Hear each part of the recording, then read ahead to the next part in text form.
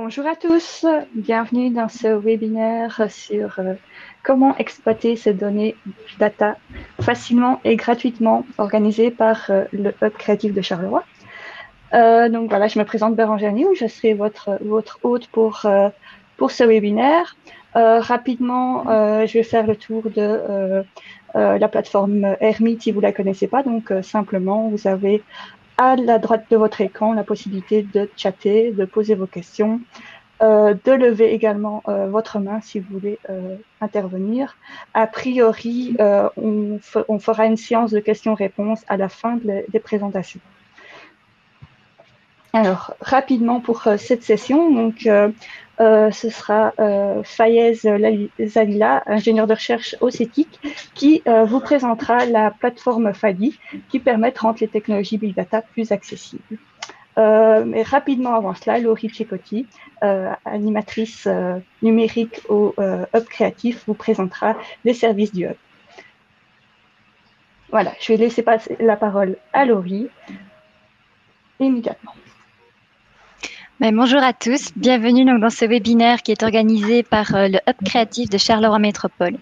Donc le HubC, qu'est-ce que c'est? Eh bien, c'est un collectif d'acteurs composé de l'YTech, de Charleroi Entreprendre, de l'ULB et du CETIC, mais aussi d'un vaste réseau de partenaires issus du territoire Carolo, au service du développement économique et territorial de Charleroi. Alors, le HubC, c'est un projet soutenu financièrement par le FEDER qui s'adresse aux entreprises en création, en développement ou en repositionnement, aux entrepreneurs et aux indépendants, et également à tout porteur de projets et d'idées. C'est vraiment pour toute personne qui souhaite faire émerger des projets créatifs sur le territoire de Charleroi. Alors, le HubC se situe au Quai 10, en plein centre de Charleroi. Alors, le HubC vise à vous connecter aux réalités de terrain et à ses partenaires, mais surtout au vaste écosystème qu'il a mobilisé. Alors concrètement, cela prend l'aspect de 6 services que vous voyez ici. Donc parmi ces services, vous retrouverez donc les webinaires, un accompagnement créatif et numérique, le prototypage au FAPC, des rencontres créatives et inspirantes, et également donc une trousse à outils. Donc la trousse à outils est disponible sur le site officiel du HubC. Alors, qu'est-ce que c'est? Eh bien, c'est un référentiel de tutoriels et de fiches didactiques pour vous accompagner dans la transformation numérique et dans la compréhension des nouvelles technologies. Donc, les fiches sont rédigées par des experts dans le domaine. Actuellement, il y en a à peu près une dizaine sur le site. Donc, il y en a sur le réseau de capteurs, l'impression 3D, le scanner 3D. On essaie vraiment d'en publier régulièrement. Donc, restez connectés. N'hésitez pas à vous inscrire au webinaire que nous organisons. Voilà, merci beaucoup pour votre attention. Merci Laurie. Je propose que tu écrives dans le chat l'adresse de la toolbox, comme ça Bien sûr. les curieux pourront aller y jeter un coup d'œil. Et donc je passe maintenant la parole et l'écran à Fayez Zalila pour une présentation, une démonstration de FADI. Voilà, je te laisse le temps de prendre l'écran. J'entends pas.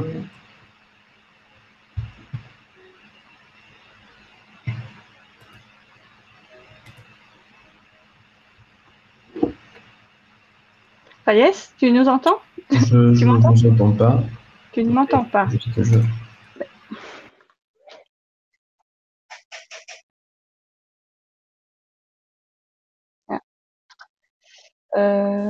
Petit problème technique, désolé. Oui. Voilà. Est-ce que tu m'entends maintenant? Oui, c'est bon. Ah voilà. Donc je disais, je te laisse la parole. Donc tu peux partager ton écran et te lancer dans la présentation de FADI. Ça marche. Alors. Donc pendant que Fayez partage son écran, j'en profite pour vous rappeler de ne pas hésiter à poser vos questions dans le chat à droite de l'écran. À tout à l'heure.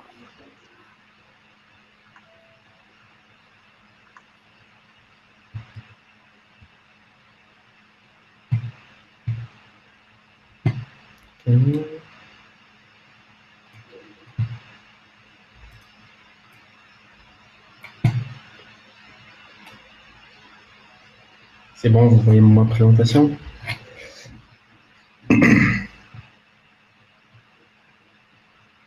Super.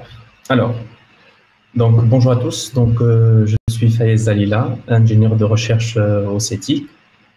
Et aujourd'hui, je vais vous présenter la solution FADI, qui est un framework d'automatisation, de déploiement et d'intégration des applications cloud natives pour le traitement de données. Donc, comment FADI fonctionne? En fait, FADI permet de mettre en place des outils pour traiter les données dès la phase de collecte jusqu'à la phase de publication des résultats des analyses de données. Ces données peuvent être hétérogènes, provenant de différentes sources, comme par exemple des documents, de la localisation, des bases de données, des capteurs sur des machines ou de contenu média. Une fois ces données sont connectées au framework déployé avec FADI, ce qu'on appelle un framework FADI, les données provenant de ces sources peuvent après être stockées, traitées et analysées. Les résultats de ces analyses seront publiés sous forme de graphes ou de dashboards faciles à comprendre et interpréter par les spécialistes métiers. Donc en fait, pour récapituler, FADI permet de déployer des chaînes logicielles pour collecter, stocker et analyser les données pour pouvoir après, par la suite, les visualiser et publier les résultats de ces analyses. Les activités autour de FADI s'intègrent dans le cadre de l'explosion quantitative des données numériques qui a obligé les acteurs à trouver de nouvelles manières de voir et d'analyser les données. Il s'agit de découvrir de nouveaux ordres de grandeur concernant la capture, la recherche, le partage et le stockage des données. Ce concept tous ces ensembles d'éléments ont facilité l'émergence d'un nouveau concept qui est le big data. Et donc, ce concept regroupe une famille d'outils qui répondent à ce qu'on appelle la triple problématique dite la règle des 3V. C'est-à-dire, on a un volume très important de données et on a aussi une variété de qualités variété de capteurs, variété de données, de types de données, c'est-à-dire des capteurs, des time series, des photos, des documents. Donc, on a un ensemble hétérogène de types de données. Et après, la vélocité, c'est-à-dire faciliter l'analyse des streamings de data. Face à ça, on a des exigences côté utilisateurs finaux. D'abord, l'availability, c'est-à-dire la disponibilité des données. Il doit être disponible pour l'ensemble des acteurs et faciliter la manipulation et l'accessibilité à ces données. L'analyse temps réel, c'est-à-dire essayer de capturer ces données et de traiter et de les traiter dans un laps de temps pas très considérable. Et le troisième point, c'est ce qu'on appelle la maintenance prédictive, c'est-à-dire récupérer ces données et essayer de prédire des décisions et proposer des modèles pour essayer d'avoir des prédictions sur le futur. Et le quatrième point, c'est de faciliter l'accessibilité et la compréhension des données. Et donc, en fait, tous ces exigences-là doivent être appliquées sur différents domaines d'application, comme par exemple l'industrie 4.0, la e-santé, l'environnement, l'énergie, etc., de type de domaines d'application. Donc, les caractéristiques de FADI, si on peut les lister sous forme de points, donc on a, en fait, c'est une solution qu'on appelle end-to-end customisable, c'est-à-dire de bout en bout. Elle permet d'accompagner l'utilisateur dès la phase de collecte de données jusqu'aux publications de ces données-là. et en fait customisable dans le sens où on peut substituer un outil par un autre selon les besoins ou bien selon les caractéristiques de l'architecture que vous souhaitez publier. Donc, en fait, tous ces éléments-là permettent d'avoir un ensemble d'outils connectés et donc qui facilitent après de traiter des données hétérogènes. Et donc, on peut l'intégrer, analyser et visualiser ces données-là. Le troisième point, c'est que Fadi est une solution abordable dans le sens où c'est une solution open source, comme on va voir après au niveau de la démo, et qui s'appuie sur des outils matures qui sont aussi open source et qui sont confirmés par la communauté et qui sont utilisés dans plusieurs projets. Fadi aussi offre un environnement de multi-tenancy, c'est-à-dire où on peut avoir plusieurs clients et que chaque client il a son environnement virtuel sur lequel il travaille, et elle permet d'avoir un ensemble d'acteurs, que ce soit des profils techniques, par exemple des systèmes IT, des administrateurs, mais aussi des acteurs métiers comme des analystes, des data scientists ou autres types d'acteurs.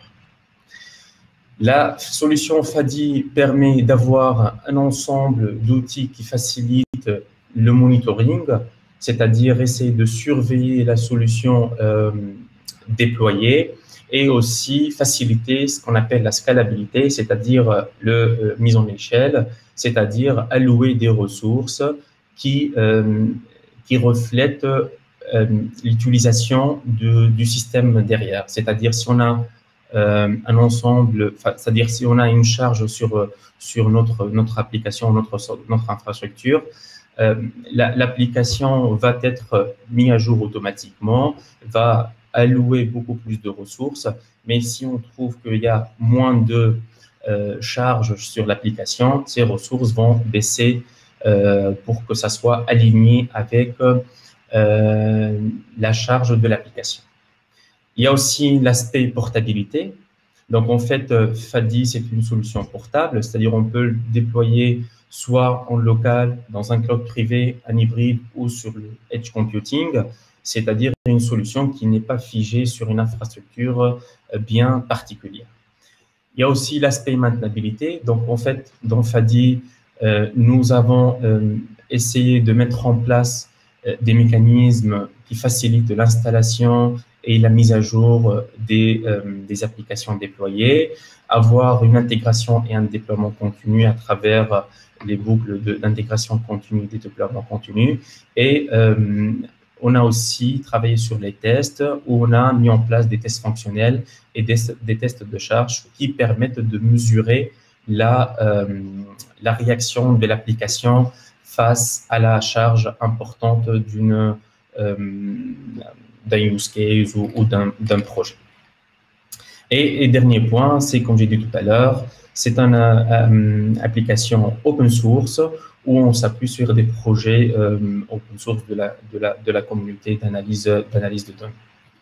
Donc, pour la mise en place de la solution Fadi, nous avons pris en considération un ensemble de points, notamment tout ce qui est méthodologie DevOps, la portabilité, la modularité, l'extensibilité et l'intégration et le test de la solution. Donc, pour l'aspect DevOps, donc le DevOps, c'est une méthode qui facilite la mise en place et la maintenance d'une solution logicielle. Donc, ça permet de proposer ou de mettre un aspect continu pour le déploiement et qui permet aussi de faciliter l'interaction entre l'unification du développement logiciel, la partie développement, et l'administration de l'infrastructure qui est le Ops. Le déploiement continu est une approche d'ingénierie logicielle dans laquelle les fonctionnalités logicielles sont livrées fréquemment par le biais de déploiements automatisés. Et ça permet en fait d'avoir des processus bien structurés, processus de développement et de déploiement bien structurés et qui sont faciles à passer, qui permettent un passage facile de la phase de déploiement, pardon, jusqu'à la phase de déploiement. Donc ici, on parle de déploiement fiable, c'est-à-dire prédictible et programmable. Le deuxième point, c'est la portabilité. Donc, en fait, dans Fadi, on s'appuie sur l'intégration avec Kubernetes, qui est un orchestrateur, l'orchestrateur open source de containers qui facilite l'automatisation de déploiement, la scalabilité et la gestion des applications containerisées. Donc, en fait, Kubernetes permet de déployer et offre un environnement pour le déploiement des applications containerisées, qui est maintenant l'orchestrateur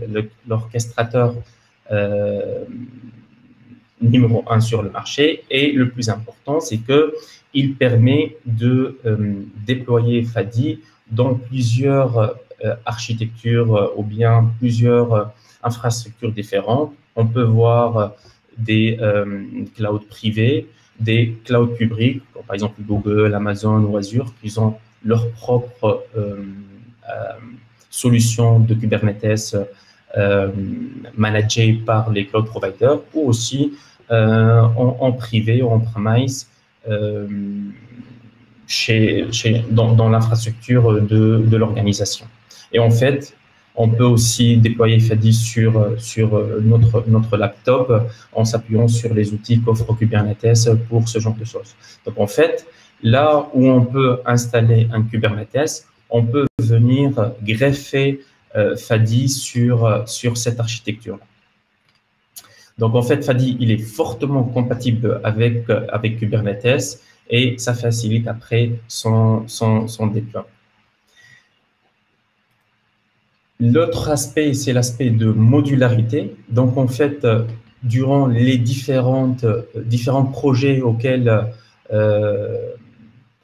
Fadi a été utilisé ou amélioré, nous avons intégré la solution avec des sources de données qui viennent de différentes architectures ou bien de différents univers, comme par exemple l'Azure IoT Hub, les Active Directory ou bien des bases de données existantes.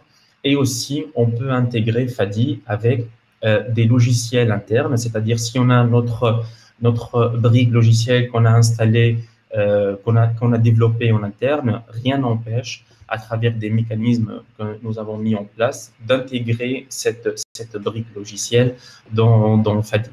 J'imagine un script qu'on a développé en interne. Après, on peut le packager sous forme d'un container et venir le déployer avec Fadi. Et on peut facilement aussi intégrer de nouveaux services, de nouveaux outils qui répondent à des besoins particuliers des clients. Par exemple, si certains souhaitent utiliser PostgreSQL pour le stockage de la base de données, d'autres souhaitent utiliser un MongoDB, etc., etc. Donc, c'est vraiment, on peut venir customiser et choisir quels sont les outils qui correspondent aux besoins de l'utilisateur final.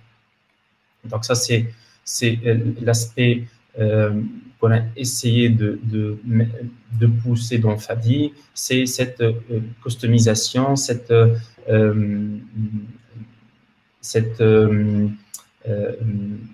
comment on essaie de combiner les outils selon le besoin de l'utilisateur. L'autre aspect, c'est l'extensibilité. Donc, tout au long des différents projets dans lesquels on a utilisé Fadi, on a essayé d'étendre la stack logicielle.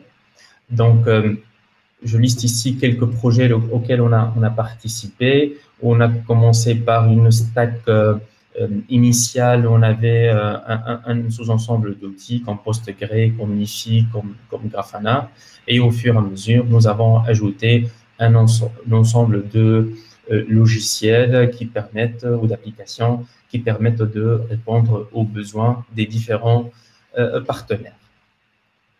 Donc, ces applications-là sont livrées sous forme de ce qu'on appelle des Helm charts, qui sont des templates modulaires pour des applications cloud native. Donc, ce sont des packages qui permettent de déployer et de gérer des applications. Helm, c'est le package manager pour Kubernetes. C'est un outil qui permet d'interagir avec des clusters Kubernetes pour déployer des applications, les mettre à jour, revenir sur une version précédente. Alors, Helm est maintenu par des acteurs de la communauté, comme par exemple Bitnami, Google, Microsoft. Et dans cette communauté-là, le CETIC est aussi très actif. D'ailleurs, nous avons proposé environ 16 Helm charts. La plus utilisée maintenant par la communauté, c'est la Helm Diffie. Donc, c'est l'outil qui permet d'ingérer des données. Et donc, en fait, toutes ces Helm charts sont disponibles sur notre repo GitHub du CETIC. Donc, en fait, on a essayé d'avoir et de pousser nos compétences là-dessus pour être un acteur dans la définition et la maintenance de ces Helm charts. Donc, le dernier point, c'est les tests et l'intégration. Donc, dans Fadi, nous avons poussé au maximum le fait de tester la solution une fois qu'elle est déployée. Pour cela, on a utilisé des outils comme Puppeteer et Jest, qui sont des outils de tests fonctionnels développés par Google et Facebook. Et on a essayé aussi de mettre des chaînes d'intégration continue qui permettent d'automatiser le lancement et l'intégration des tests dans la phase de déploiement. Donc ici, une fois qu'on a Fadi déployé, on lance un ensemble de tests qui permettent de vérifier que tous les services et toutes les applications sont bien développés, sont bien déployés et qui sont accessibles aux différents utilisateurs. Donc, tous ces aspects-là ont permis de déployer des chaînes de traitement de données. Ces chaînes de traitement de données permettent d'abord d'intégrer des différentes sources de données, de l'IoT, des sources internes, des social media, des vocaux, etc. Et une fois que ces sources de données sont connectées à Fadi, on peut par la suite les stocker dans un data lake où on a un ensemble de données qui ne sont pas transformées, qui sont dans leurs états bruts. Et l'idée après, c'est ce qu'on fait, c'est qu'on transforme des données dans un data warehouse qui peuvent après être utilisés par les analystes métiers. Donc en fait, Fadi permet de déployer ce genre de patterns qui peuvent après être utilisés par les différents acteurs du client ou du partenaire. Avec Fadi aussi, nous pouvons mettre en place des solutions de monitoring, c'est-à-dire on essaie de surveiller l'application déployée, on peut configurer nos dashboards pour essayer de visualiser comment le système se comporte face à, par exemple, l'arrivée d'une quantité importante de données, comment traiter ces données. Et on peut aussi mettre des aspects des notifications ou des alertes une fois qu'il y a un événement particulier qui se déroule sur la plateforme. Nous avons aussi mis en place des outils qui permettent de aider à la prise de décision, ce qu'on appelle le business intelligence. Donc, nous avons mis ces outils-là qui permettent de visualiser à travers des dashboards, de filtrer ces données et d'organiser les données pour pouvoir les exploiter après par les acteurs métiers. Et finalement, dans Fadi, on peut trouver tous les mécanismes nécessaires qui permettent de traiter ou d'analyser à travers des modèles de machine learning. D'ailleurs, actuellement, on travaille sur l'intégration de l'outil MLflow qui permet de traiter des données et d'intégrer des modèles de machine learning.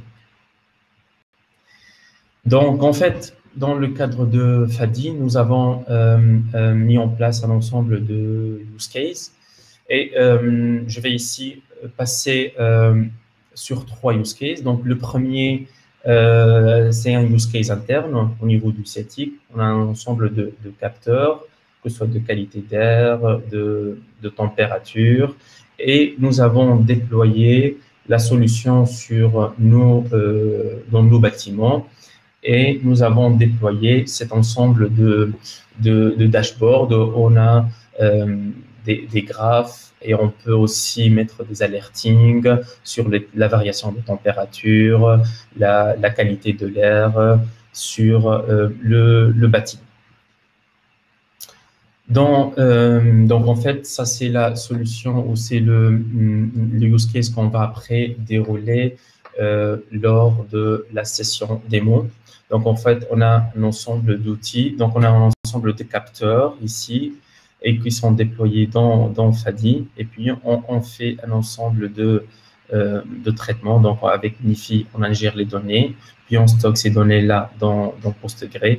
Et puis, par la suite, on visualise les dashboards dans Grafana.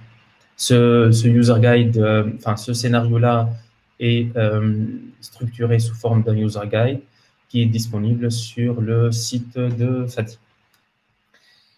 Nous avons aussi, dans le cadre du projet Artemtech, nous avons mis en place un processus qui permet de traiter des données d'étalonnage. Et donc, on peut ingérer ces données-là et les stocker, puis après obtenir des dashboards qui visualisent ces données. Dans le cadre du projet Grinding, nous avons, avec nos partenaires, travaillé sur l'ingestion des données de vibration. Donc, en fait, ils sont envoyés ces données depuis nos partenaires qui sont ingérés dans la plateforme Fadi. Et puis après, on peut visualiser ces données dans les outils de dashboarding. Dans le cadre donc Fadi a été développé et maintenu dans le cadre de l'ensemble de projets, que ce soit des projets européens, notamment je parle ici de Grinding, auquel le CETIC est acteur,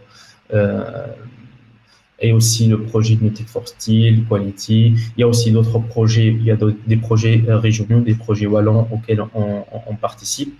Donc en fait, l'ensemble de ces projets et leurs descriptions sont disponibles sur le site du CETIC.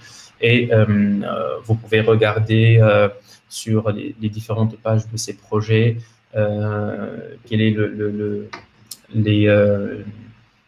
l'aspect business ou bien quel est le use case ou le domaine d'application sur lequel on a utilisé Fadi. Donc, pour la suite et les activités actuelles que nous sommes en train de mener dans le cadre de la solution Fadi. Donc, il y a d'abord la facilité de déploiement. Donc, en fait, actuellement, on propose des outils de déploiement qui s'appuient sur Helm, mais l'idée, c'est de encore faciliter le déploiement, encore monter dans un niveau d'abstraction pour des utilisateurs qui ne sont pas familiarisés avec ce genre d'outils. Donc, nous sommes en train de imaginer et de réfléchir et proposer une solution qui s'appuie sur un assistant qui permet de facilement déployer une application Fadi. Donc ça, c'est dans le cadre du projet régional Quadrate que nous sommes en train de mener ces activités-là. On a aussi, on met actuellement l'accent sur ce qu'on appelle le confidential computing, c'est-à-dire comment on peut protéger les données pendant le traitement et quand elles sont, et lorsqu'elles sont combinées au stockage et au cryptage du réseau avec un contrôle exclusif des clés de cryptage en assurant la sécurité des données de bout en bout. Donc, on essaie de traiter les données, mais en même temps de les sécuriser. Le troisième point qui est un point très, très important, qui est la sécurité. Donc, actuellement, on travaille sur la mise en place d'une authentification unique, c'est-à-dire ce qu'on appelle le single sign-on, c'est-à-dire une fois qu'on est dans l'environnement Fadi, on a une seule authentification qui permet de naviguer et de passer d'un service à un autre de la solution Fadi. Le troisième point, ou plutôt le deuxième point de l'aspect sécurité, c'est le DevSecOps. Donc, en fait, avec le DevOps, on a la synergie entre les aspects développement et l'aspect opérationnel. Le DevSecOps ajoute la couche de sécurité qui doit être pris en considération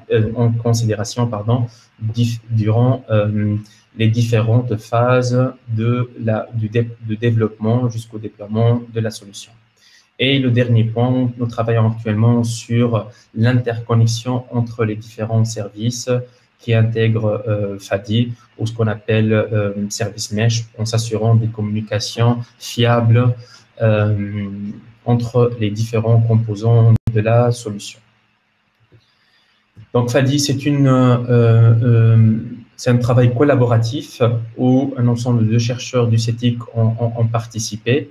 Donc, c'est un travail collaboratif entre un ensemble de chercheurs où on se partage les tâches et dès la phase de conception, de la gestion jusqu'à la phase de déploiement et la phase de maintenance de la solution. OK. Donc, moi, ce que je propose maintenant, c'est faire une petite démo où je vais vous montrer un petit peu à quoi ça ressemble la plateforme Fadi. Et comme ça, après, on peut passer à la session de questions-réponses. Je vais juste arrêter ce partage et je passerai sur notre partage.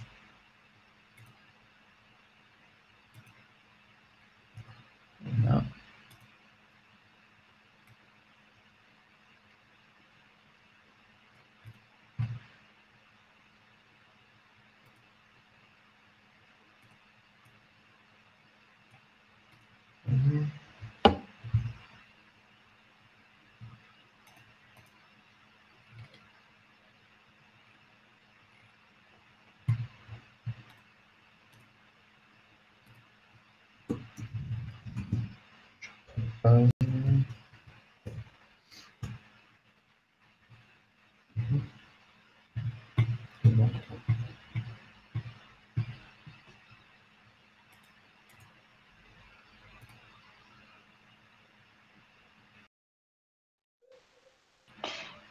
J'en profite pendant que Fayez cherche son partage. Voilà, n'hésitez pas à poser vos questions sur le chat. Hein. On les récupérera ensuite dès la démonstration terminée. Je repasse la main à Fayez. Merci, Bérangère.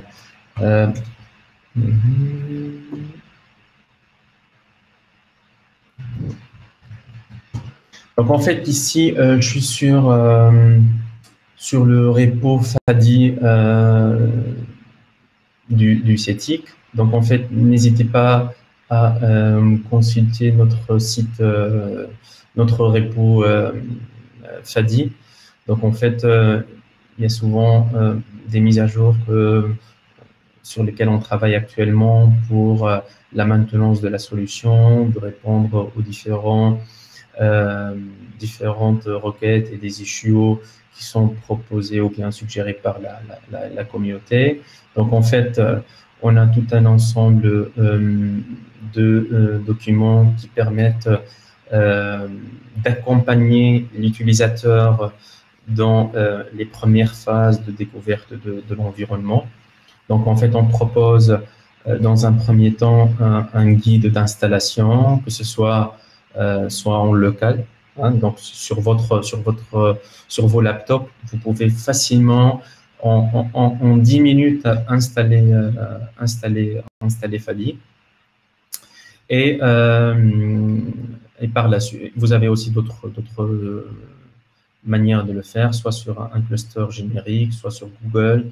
Il y a aussi d'autres documents qui peuvent vous intéresser pour découvrir la solution. Ici, pour cette démo, je vais créer et je vais m'appuyer sur Minikube, qui est un outil qui permet de créer un cluster Kubernetes en local sur mon laptop. Donc, c'est un cluster qui est composé d'un seul nœud. C'est souvent utilisé pour le développement des applications. Et donc là, juste, j'ai un Minikube qui est en train de tourner et sur lequel je vais installer Fadi. Donc, en fait, tout est expliqué ici sur la documentation. Vous pouvez facilement créer un cluster avec la commande Minikube Start. Et puis après, vous avez, on va voir après, un Minikube Dashboard qui montre la configuration du cluster. Et après, vous pouvez facilement cloner le repo Fadi et le déployer sur votre machine. Et donc, une fois que c'est déployé, nous avons mis en place un use case simple et facile qui s'inspire de ce qu'on a comme use case au niveau du bâtiment biostatique. Donc, en fait, on va dérouler ce use case ensemble. Donc, comme j'ai dit, donc ici, j'ai un Minikube qui est en train de tourner. Donc, je peux faire Minikube Dashboard pour voir les ensembles des services qui sont déployés. Donc ici, j'ai un Fadi qui est en train de tourner et on peut voir quels sont les différents services qui sont déployés. Donc ici, j'ai un Fadi Adminer, un Grafana, un OpenLDAP, un PostgreSQL, un Nifi. Donc ici, à travers le dashboard, vous pouvez facilement regarder les différentes ressources et les différents services qui sont déployés sur votre cluster. Donc, notre use case, en 2 mots, qu'est-ce qu'on va faire? Donc, on va ingérer des données de température, on va les stocker dans une base de données et puis par la suite, on va visualiser ça dans un dashboard. Donc, je vais d'abord commencer par comme c'est montré ici. Donc, ce qu'on va faire, on va aller à la base de données et créer une table. Donc, qu'est-ce que j'ai fait? Je fais simple, je fais Minikube service Fadi Adminer. Donc, ici, je demande à Minikube de m'ouvrir le service Fadi Adminer. Et donc là, j'ai juste un petit truc, c'est que après Minikube, j'ai déjà installé Fadi, donc j'ai pas voulu perdre du temps. J'ai déjà installé Fadi avant de commencer la démo. Donc il y a Minikube et après j'installe Fadi et là je commence la démo. Donc juste c'est une petite information à préciser. Donc une fois que je suis sur Adminer, je peux aller sur le serveur PostgreSQL. Donc j'ai ici et je peux aller avec différentes choses qui sont déjà créées dans Fadi, c'est username, c'est admin, et password, c'est password 1. Et puis par la suite, j'accède à la base de données Postgre, et conformément à ce qu'on a dans le user guide, je vais créer une table que j'appelle exemple basique. Donc, j'ai une nouvelle entrée qui est exemple basique, et donc pour l'instant, j'ai pas de données dans cette table-là. Donc, j'ai préparé ma base de données pour stocker les informations qui vont être ingérées. Puis par la suite, pour l'ingestion de données, nous avons mis en place une template de Nifi qui va juste aller chercher des données dans un CSV. Donc, en fait, pour faire simple, nous avons, au lieu de faire tout ça à la main, ce qu'on a fait, c'est qu'on a mis en place une template qui peut être facilement téléchargée et que vous pouvez après l'utiliser. Donc, c'est ce que je vais faire maintenant. Donc, d'abord, je dois aller sur le service Nifi.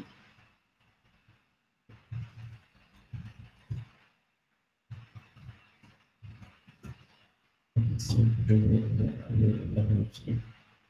C'est l'outil qui va faire l'enchaînement des données à partir du fichier CSV. Là, on a les données brutes pour les stocker dans la base de données. Donc, ce que j'ai fait, c'est tout est expliqué dans la démo. Donc, ici, juste, je vais récupérer la template. Voilà. J'upload la template et puis par la suite, j'ajoute cette template-là. Donc, ce qu'elle va faire, c'est une requête HTTP et après, il va stocker dans la base de données. Il y a juste 2-3 paramètres à configurer. Ici, par exemple, je mets le password. Et puis, je lance ce qu'on appelle des services dans Nifi pour les interactions ou bien pour récupérer les données depuis le CSV et après pour le stockage dans la DB. Donc ici, je fais refresh et après, je lance mon processus d'ingestion. Donc ici, on peut voir, voilà, il y a de l'acheminement de données à partir du processeur, ça on appelle processeur de l'invoque HTTP, et qui a inséré ces données-là dans la base de données. Si on jette un coup d'œil sur la base de données, on fait Select Data, et là, voilà, vous pouvez voir qu'il y a des données qui sont arrivées sur notre base de données. Donc, une fois que les données sont arrivées, ce qu'on peut faire après, c'est de visualiser ces données-là dans un dashboard. Donc, je vais faire Minikube service Fadi. On demande à Minikube d'avoir accès au service Fadi Grafana. Et là, j'ai Grafana qui va être lancé. Donc ici, je fais admin, password 1, et je log sur ça. Donc la première des choses, je vais configurer une source de données. Donc notre source de données, c'est une base de données Postgre.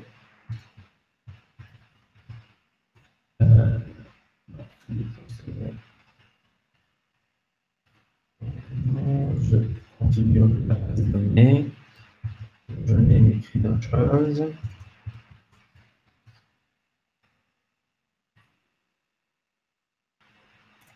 Je fais 2, 3. Et voilà, la source de données, elle est mise à jour et elle est connectée. Et puis, ce que je vais faire, je vais créer un nouveau dashboard. Ici, je vais juste enlever ça. Et voilà. Là, j'ai les données de température, qui sont disponibles sur qui sont déjà dans la base de données. Et donc ici, on peut voir que le 23/6/2019 à 17h37, il y avait 22.5, etc., etc., etc. Donc ici, en 2-3 clics, nous avons réussi à connecter les données de de récupérer les données depuis leur source et de les visualiser. Après, on peut imaginer d'autres traitements qu'on peut les intégrer à la plateforme. Donc, ici, ça, c'est l'enchaînement qu'on a sur notre use case de analyse de données. Donc, ici, ce que je peux faire, c'est que j'enregistre mon dashboard. Je vais appeler atelier Fadi Dashboard. Et voilà, donc j'ai mon dashboard qui est installé et déployé. Donc, une fois que, par exemple, on peut imaginer un scénario où l'utilisateur souhaite mettre à jour la stack Fadi qui est déployée par exemple, imaginons que, par exemple, ici dans Grafana, ce qu'on a fait dans Grafana, donc on a la version 7.3.5 qui est déployée. D'ailleurs, si vous regardez ici, quand j'ai demandé l'installation de Fadi, j'ai précisé que j'ai besoin de Grafana avec la version 7.3.5. Entre-temps, imaginons qu'on a une nouvelle version qui vient d'être publiée dans Grafana, donc, et je souhaite mettre à jour la stack déployée. Donc ici, ce que je peux faire, c'est de dire, voilà, je veux aller vers la version 8.0.3. Et ce que je fais, je dis, avec l'outil Helm qu'on utilise, je vais faire Helm upgrade Fadi depuis le repo du CETIP, la charte Fadi, et en tenant compte de ce nouveau fichier values.yml. Donc, je fais -f values.yml. Ici, je vais faire un upgrade de ma chaîne Fadi. Donc, j'exécute la commande. Et ici, ce qu'on peut voir, c'est qu'on a ce qu'on appelle pod initializing, c'est-à-dire on a une nouvelle version de Grafana qui vient d'être ou qui est en train d'être installée. Donc, ça va prendre quelques secondes à se faire. Donc, ici, on a la nouvelle version, voilà, qui commence ici dans l'état running. Et une fois que cette version est disponible, on regarde que la version initiale, l'ancienne version, vient d'être supprimée. Donc ici, si je mets à jour maintenant Grafana, j'essaie d'actualiser la page. Et là, voilà, je suis sur la version 8.0.3 comme je l'ai demandé ici. Et donc, si j'accède,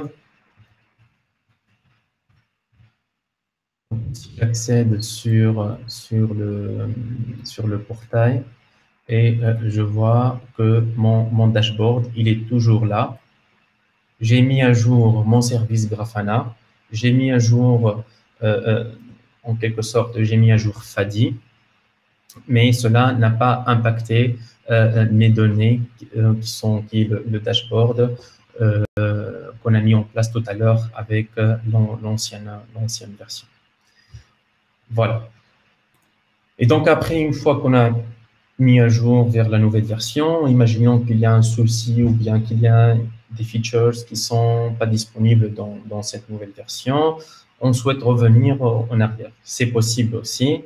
Donc ici, ce qu'on peut faire, c'est qu'on peut faire Helm History Fadi. Donc, je vais demander de me donner quelles sont les versions qui sont déjà déployées ou bien l'historique des versions déployées.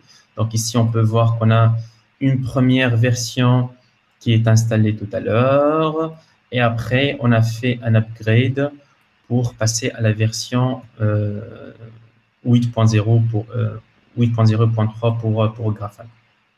Donc ici, ce que je peux faire, bon, je vais d'abord me déconnecter de là.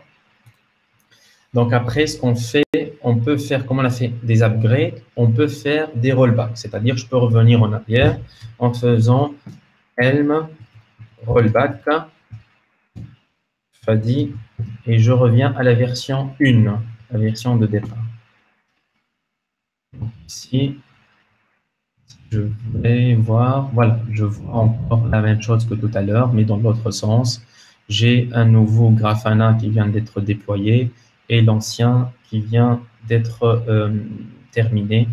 Donc, si je... Voilà, il a fini ça. Voilà. Et je reviens sur ma version initiale qui est la version 7.3.5. La version initiale. Et donc, si je fais un Helm History, Fadi, on voit qu'il y a maintenant trois versions. La version 1 de départ, qui est la version installée.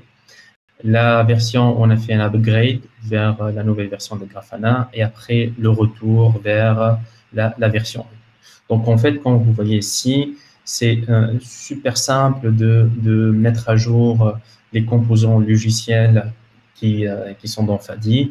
Il suffit juste de faire une ou deux manipulations pour la mise à jour de la solution. Voilà, ça c'est pour la démo.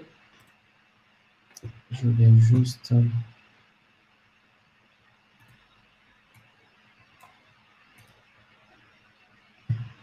revenir sur ma présentation.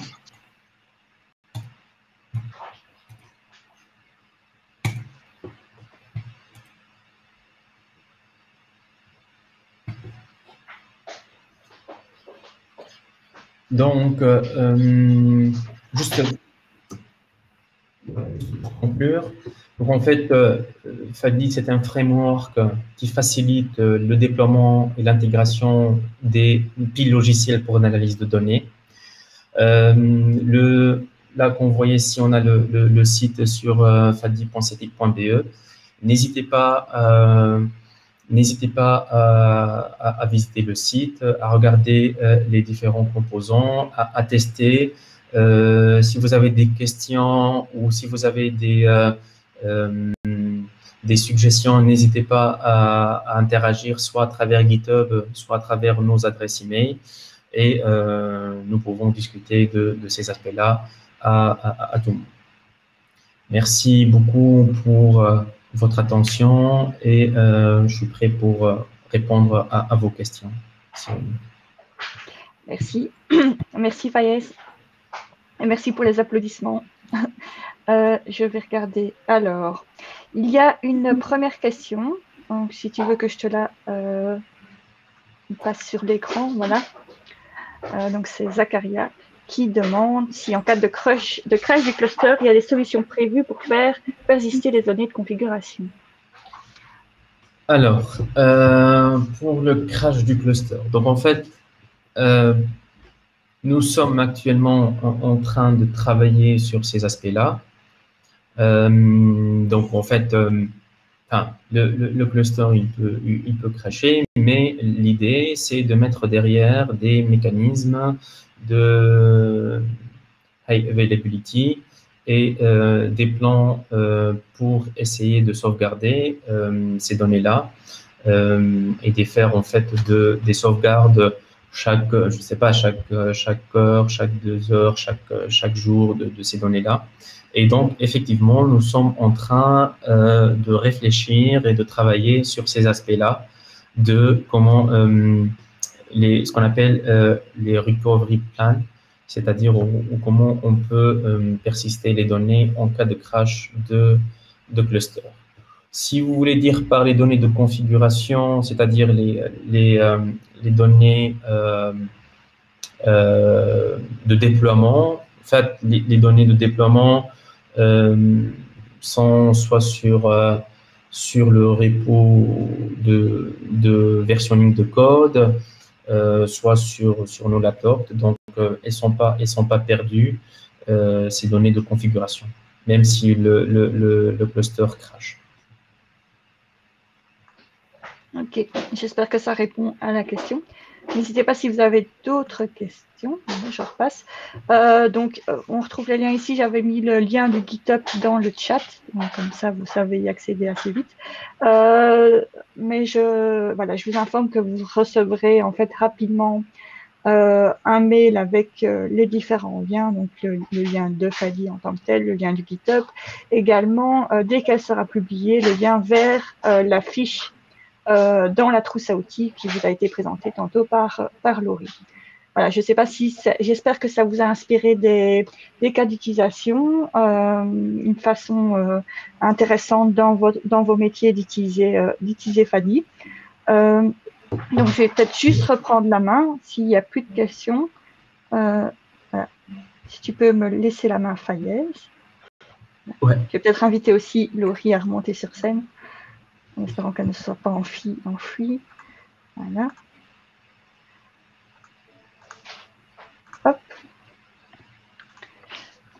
Voilà. Et donc, je vais clôturer tout doucement la session en vous remerciant tous très chaleureusement pour votre participation. Donc, comme l'a précisé Fayez, si vous avez la moindre question sur Fadi, n'hésitez pas à le contacter ou aller visiter le site notamment du CITIC où il y aura les adresses des différents chercheurs qui travaillent sur ce projet. Si vous avez des questions sur le UpC et un éventuellement accompagnement, vous pouvez contacter donc Laurie Ceccotti. Son adresse est également disponible ici. Et enfin, si vous avez des questions sur le CITIC en général, n'hésitez pas également à nous contacter via l'adresse info@citic.be. Voilà. Je vous remercie encore tous pour cette matinée très instructive. J'espère qu'elle l'aura été pour vous également. Et je vous dis à la prochaine pour un nouvel atelier de la trousse à outils du UpC. À bientôt. À bientôt. Salut. Salut.